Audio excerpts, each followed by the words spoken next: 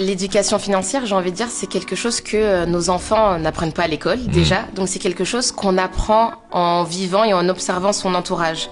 Donc les enfants apprennent beaucoup en regardant le comportement des parents face à l'argent. Est-ce que mon parent dit souvent « Ah, j'ai pas l'argent pour t'acheter ça ?»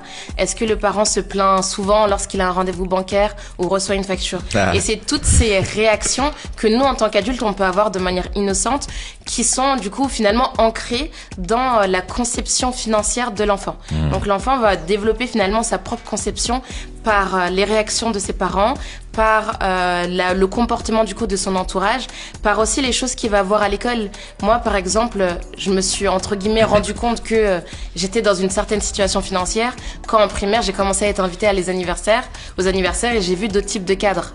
Donc en fait, c'est petit à petit, avec les expériences que les enfants ont, en observant leur environnement, qui vont se construire leur vision de la finance. Et donc, c'est pour ça que dès petits, c'est important de leur donner les clés et de les faire sortir parfois de la vision, en tout cas de l'environnement qu'ils ont. Je suis complètement d'accord avec toi. C'est ce qu'on dit aussi dans la Nikao School, c'est qu'au final, nos enfants apprennent un peu pas un peu, mais surtout par mimétisme.